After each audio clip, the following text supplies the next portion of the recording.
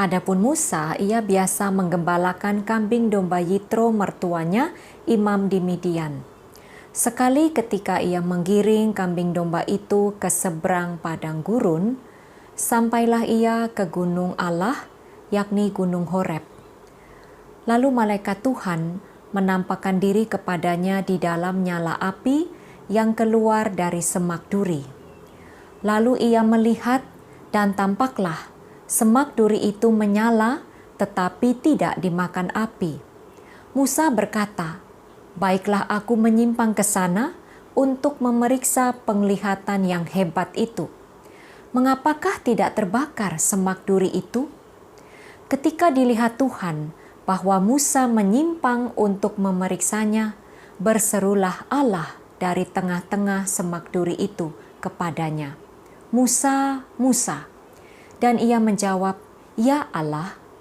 Dan Tuhan berfirman, "Aku telah memperhatikan dengan sungguh kesengsaraan umatku di tanah Mesir, dan aku telah mendengar seruan mereka yang disebabkan oleh pengerah-pengerah mereka.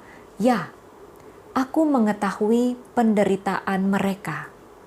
Jadi sekarang pergilah, aku mengutus engkau kepada Firaun untuk membawa umatku orang Israel keluar dari Mesir." Tetapi Musa berkata kepada Allah, "Siapakah aku ini, maka aku yang akan menghadap Firaun dan membawa orang Israel keluar dari Mesir?" Lalu firman-Nya, "Bukankah aku akan menyertai engkau? Inilah tanda bagimu bahwa aku yang mengutus engkau. Apabila engkau telah membawa bangsa itu keluar dari Mesir, maka kamu akan beribadah kepada Allah di gunung ini." Lalu saud Musa, "Bagaimana jika mereka tidak percaya kepadaku dan tidak mendengarkan perkataanku, melainkan berkata, 'Tuhan tidak menampakkan diri kepadamu'?" Lalu kata Musa kepada Tuhan, "Ah Tuhan, aku ini tidak pandai bicara, dahulu pun tidak, dan sejak engkau berfirman kepada hamba-Mu pun tidak, sebab aku berat mulut dan berat lidah." Tetapi Tuhan berfirman kepadanya, "Siapakah yang membuat lidah manusia? Siapakah yang membuat orang bisu atau tuli?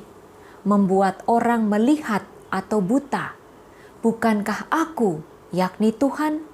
Oleh sebab itu pergilah, aku akan menyertai lidahmu dan mengajar engkau apa yang harus kau katakan."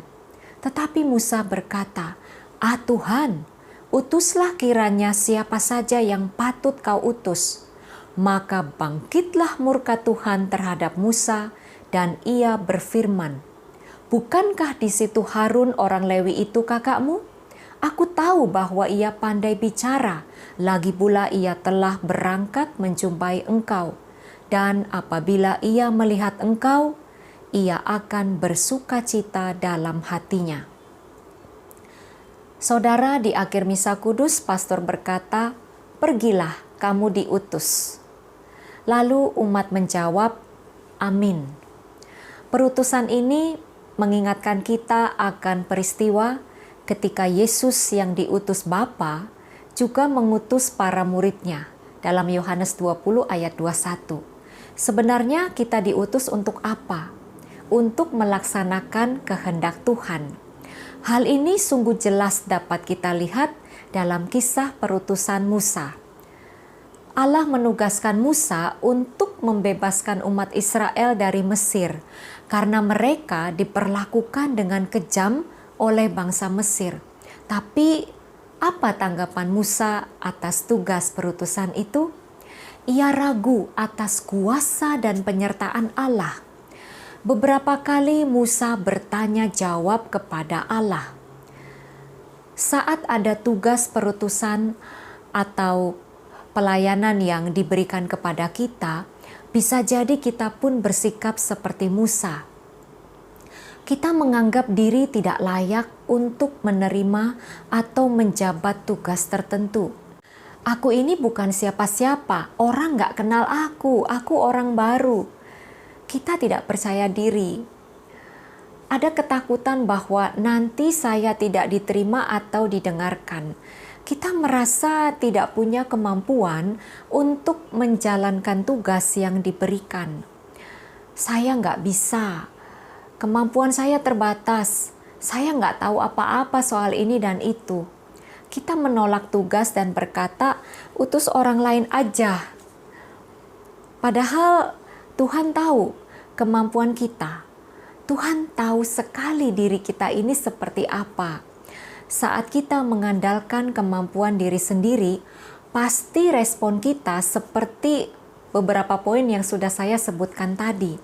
Tapi kalau saja kita mau mengandalkan Tuhan, kita pasti bisa. Sebab Tuhan berkata, bukankah aku akan menyertai engkau? Artinya apa? Tuhan yang akan memampukan kita. Tapi syaratnya ada 3. Percaya, percaya, dan percaya. Maka sangat penting bagi kita untuk memiliki respon yang baik terhadap tugas apapun yang Tuhan percayakan kepada kita. Seperti dikatakan dalam Yesaya 6 ayat 8, yaitu, lalu aku mendengar suara Tuhan berkata, siapakah yang akan kuutus? Dan siapakah yang mau pergi untuk aku? Maka sautku, ini aku, utuslah aku. Saya jadi ingat ketika pastor memilih saya untuk menjabat sebagai ketua dalam sebuah seksi di gereja kami. Saat itu, tanpa berpikir panjang, tanpa tanya kepada Tuhan, saya langsung menjawab pastor, maaf pastor, saya belum bersedia. Lalu pastor bertanya, apa alasannya? Saya menjawab, saya nggak bisa pastor, saya tidak punya kemampuan untuk menjabat di seksi yang pastor berikan kepada saya. Saya tidak tanya kepada Tuhan. Pokoknya saat itu saya merasa saya tidak punya kemampuan apapun untuk dipilih sebagai ketua. Dan benar-benar saya menolak tugas perutusan yang Tuhan percayakan kepada saya. Maka melalui firman Tuhan ini kita kembali diingatkan untuk mau melaksanakan tugas perutusan yang Tuhan mau kita lakukan. Jangan cepat menolak, jangan andalkan diri sendiri.